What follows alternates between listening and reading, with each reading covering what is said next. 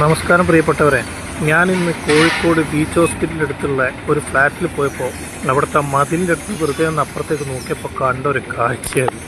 നിങ്ങളൊന്ന് നോക്കിയൊരു തോടാണിത്. തോടിൻ്റെ ഒരു അവസ്ഥ നോക്കി, ഭീകര മാലിന്യം, എന്തോ പട്ടി എന്തോ ചത്ത് കിടക്കുക. ഇവിടെ നിങ്ങൾ പറയേണ്ട മണത്തിട്ട് ഈ പ്രദേശത്ത് നിൽക്കാൻ കഴിയുന്നു. ഞാൻ ആലോചിച്ച് നോക്കുകയാണ്, ഈ കോഴിക്കോട് സിറ്റിയിലുള്ള ഈ നഗരവാസി ആൾക്കാർ, പിന്നെ തൊട്ടടുത്തൊക്കെ ഒരുപാട് വീടുകളുണ്ട്. അപ്പോൾ അവരൊക്കെ എങ്ങനെയൊക്കെ ഇത് ജീവിക്കുന്നതെന്ന് ഞാൻ ആലോചിക്കുന്നത്. ഇവർക്ക് എനിക്ക് തോന്നുന്നത് ചിലപ്പോൾ എന്താ വെച്ചാൽ മുല്ലപ്പൂവിൻ്റെ ലോറി എങ്ങാനും നിർത്തിയിട്ട മാതിരിയായിരിക്കും ഇവർക്കിത് ഫീൽ ചെയ്യുന്നത്. എനിക്കൊരു 5 മിനിറ്റ് നിന്നപ്പോഴാണ് എനിക്ക് ഛർദ്ദിക്കാൻ പോകുന്നത്. ഞാൻ വേഗം അവിടുന്ന് വടിയായി. അപ്പോൾ പറഞ്ഞു തന്നതാ, തൊട്ടടുത്ത് കണ്ടില്ല ഒരു വീട് കണ്ടില്ല, വീട്ടിലിതാ വീടുകളാണ് ഇതൊക്കെ. അപ്പോൾ ഈ വീട്ടുകാരൊക്കെ എങ്ങനെയൊക്കെയില്ല ഇത്രയും മാലിന്യത്തിൻ്റെ സൈഡിൽ ജീവിക്കുന്നതെന്ന് ഞാൻ ആലോചിക്കുന്നത്. നിങ്ങളൊന്ന് ആലോചിച്ച് നോക്കി. എൻ്റെ ദൈവം, എനിക്കൊന്നൊരു 5 മിനിറ്റ് പോലും അവിടെ നിൽക്കാൻ പറ്റിയില്ല.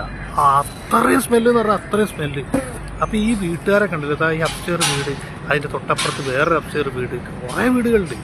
അപ്പോൾ ഈ വീട്ടുകാരൊക്കെ എങ്ങനെയൊക്കെയില്ല അവിടെ ജീവിക്കുന്നത്. ഭയങ്കരം തന്നെ കേട്ടോ. ഓർക്കൊക്കെയാണ് ശരിക്കും അവാർഡ് കൊടുക്കണം. ഇങ്ങനെ ഈ ഇതിൻ്റെ ഇടയിൽ ജീവിക്കുന്നത്. എന്തൊക്കെയാണ് പട്ടി ചത്തവും ചീഞ്ഞതും